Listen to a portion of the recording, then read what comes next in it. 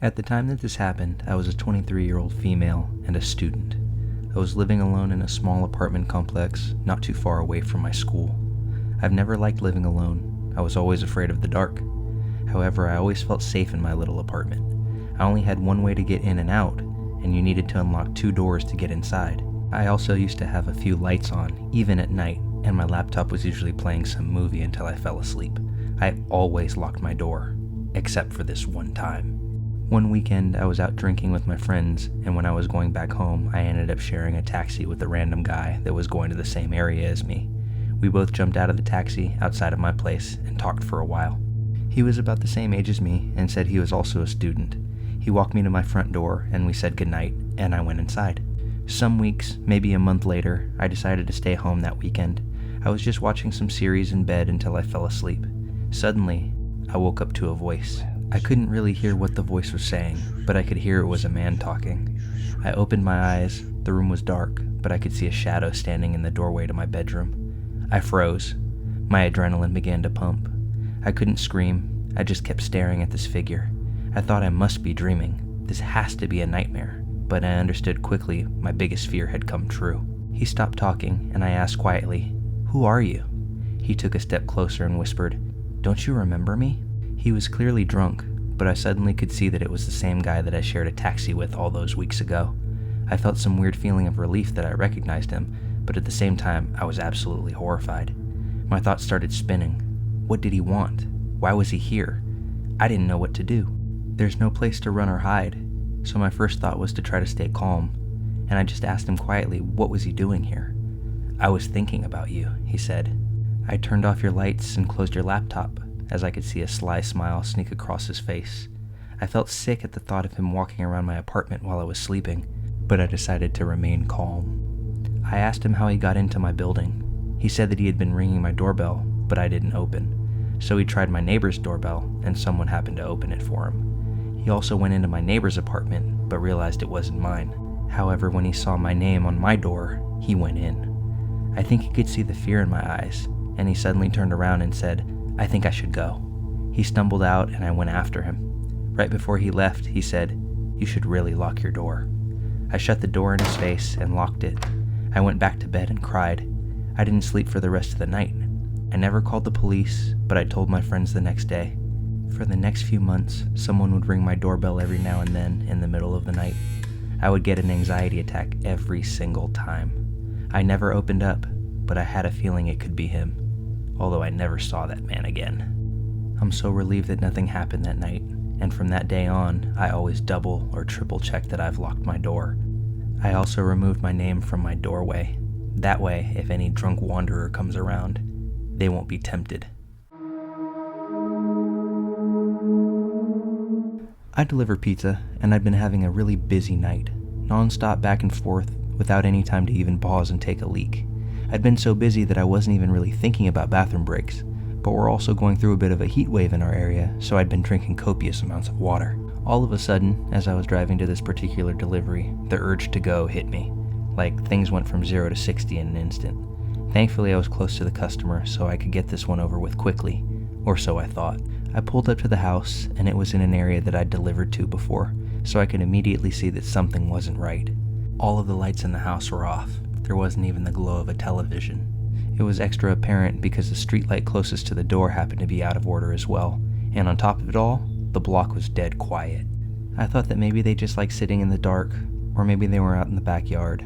Whatever. I just didn't want to get out of my car and knock on a quiet house in the middle of the night without first checking that I had the correct address and that the customer was inside.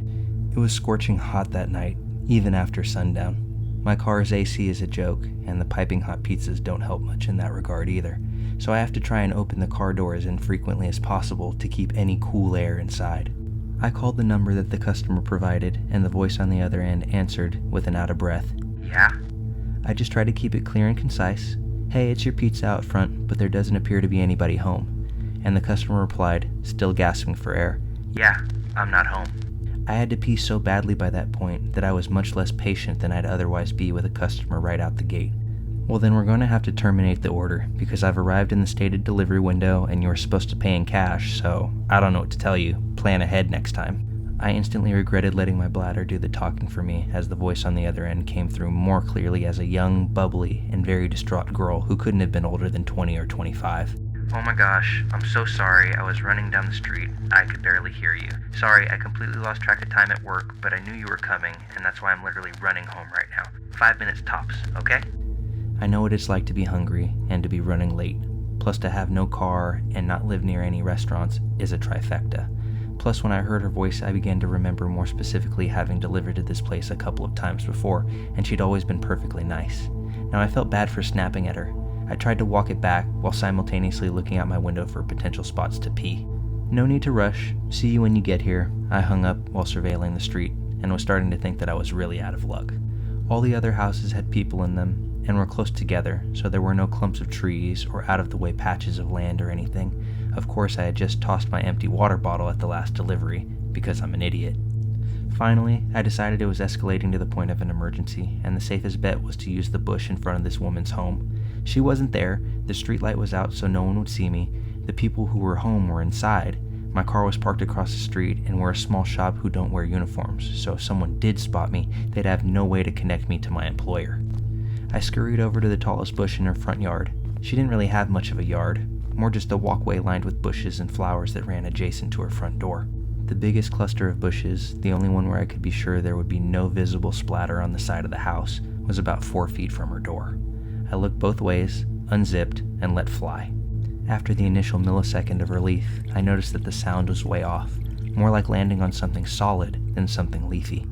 I started panicking, thinking I'd aimed wrong, but once I start, I can't stop, so I keep squinting in the darkness to see if I was hitting a key rock or something and could just move over a few inches. Instead, all of a sudden, I heard a way more concerning noise. A deep voice exclaiming, "What the f***?" And before I could turn around, assuming I'd been caught by a neighbor, a man came leaping out of the bushes. He blew right by me, spitting pretty emphatically on the ground as he did, so I think I might have gotten him in the face with my stream. I didn't see where he went after a few paces, but I do think I remember hearing a car screech out from a bit further away after a minute.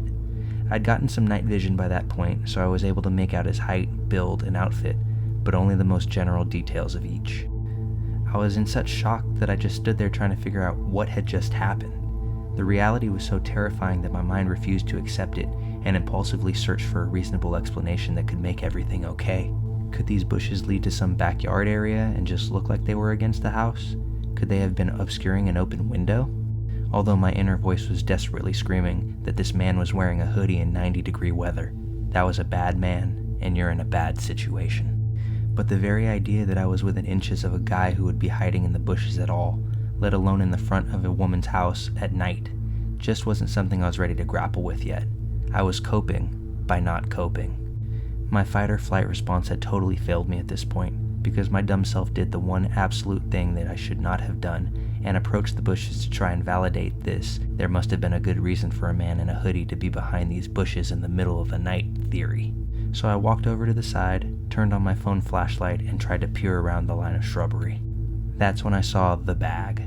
There was a tattered drawstring bag sitting behind the bushes, but I was in such a moronic daze from shock that I groped around for it thinking, see, this is it. This will explain why he was back here. And did it ever. Once I maneuvered it over and pulled it open, I saw a sharp knife, a roll of duct tape, and a bottle of pills.